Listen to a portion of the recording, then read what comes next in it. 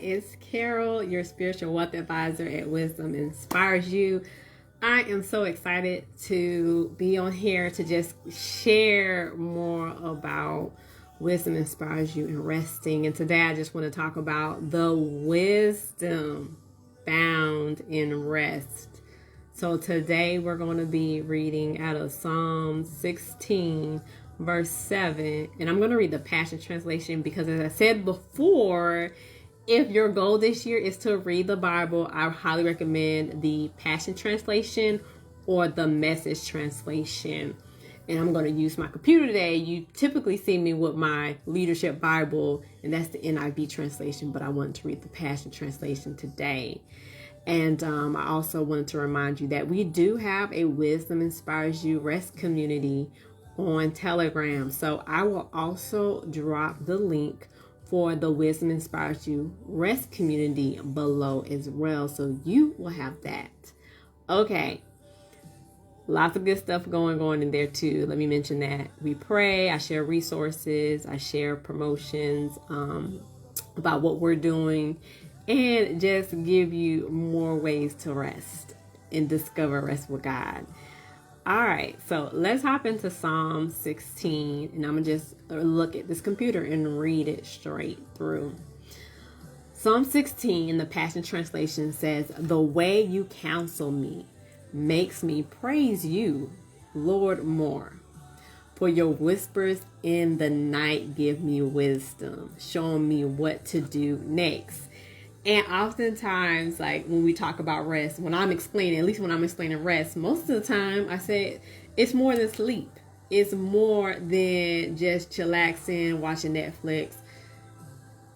Intentional rest is about being filled up by the Holy Spirit. And it's about breaking off confusion. And three things that I'm going to talk about over time, but I'm going to focus on one. They are: rest produces strategy for challenges you're facing in your organization or challenges you're facing in your family, okay? Rest rejuvenates the mind, body, and soul, and rest produces internal peace, also known as healing.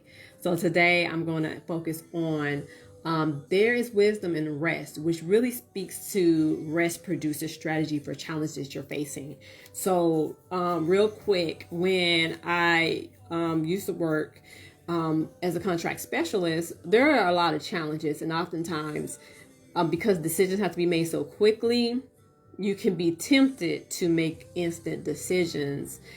But one of the things that I used to always do is I used to at least give myself 24 hours if I need to make like a major decision on something, and just stop and pray into it, because I needed to make sure that this was the best decision. Sometimes when I was at work, I was able to sit and like give things a week before I made a final decision, or I would notify the person, let them know like, hey, before I get back with you, I need this amount of time, and I'll respond to you in like 5 days.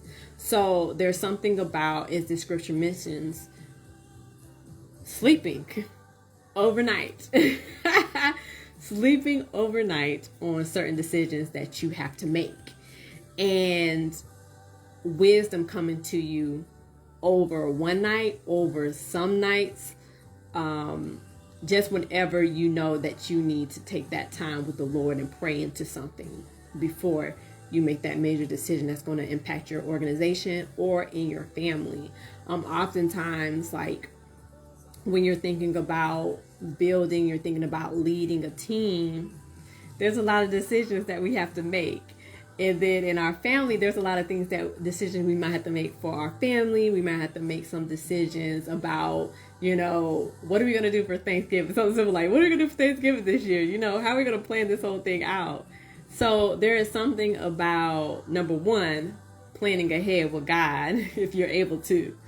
And number two, just taking a few days to kind of sit on some things and write some things out, write down. Because people will tell you write down all the pros, write down all the cons. You got to find what works for you. Typically, that's something I would do, not like visually, but I would just do it like mentally. And sometimes I would do it visually where I write down pros and cons to different things. And some things, you have to do that. It's just a matter of there is wisdom and rest. So it's just taking time intentionally to pray into the challenge, pray into receiving wisdom and asking and just communicating with God, like, is this, I'm leaning this direction. Is this the way you want to move?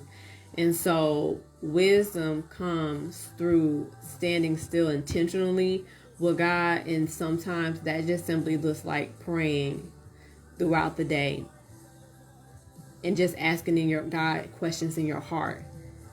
And then who knows, you might turn on a sermon, you might turn to a YouTube video, you might get something from a friend, a scripture or a text message or audio message I like to do.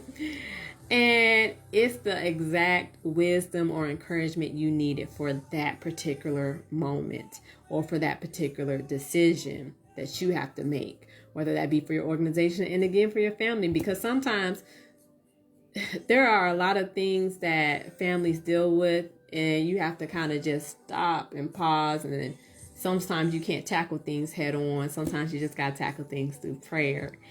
And that is fine because there is wisdom in rest. And that's one of the things that I just want to continue to get people, leaders, entrepreneurs to do. Slow down. Seek wisdom, because the beginning of wisdom is the fear of the Lord. And to know that, Lord, you created this entire universe. You created me. You created the people I'm dealing with. Give me the strategy. Show me what is causing the challenges. So we have we have access to a certain intel called wisdom that comes through the Holy Spirit and can come through prayer, just making a request, because we know that the Bible talks about if a man lacks wisdom, let him ask. So there's wisdom discovered through rest. I think I said that right. But I hope there's something I said was very helpful for you. It's okay to not give people an answer right away. It's okay to set a boundary and say, let me get back with you, or I need this amount of time to get back with you. And sometimes it's okay to be in seclusion too, because sometimes you got to seclude yourself from people when you're ready to make a decision and you don't want any outside influence. You really want to make sure like this is the wisdom. So you're choosing to be intentional about stepping away. So those are some things that I just want to talk about and just reemphasize that rest produces strategy for challenges your organization is facing or you're facing in your family. So I hope some of these examples were helpful for you. And again, I encourage you, if you want distraction-free social media and you want to be poured into, come join us over at the Wisdom Inspires You Rest Community. It's a free community. I'll put the link in the comments below and you will be able to receive rest, because each week I'm in there praying for my leaders, my entrepreneurs, and I believe God is breaking things off of your life as a result of the prayers that he's releasing from heaven on your behalf. And again, there's plenty of resources in there that I share as well that I don't necessarily share on Facebook or LinkedIn. So I just love it. It's a community you come into and you rest, you receive things, because rest is about receiving.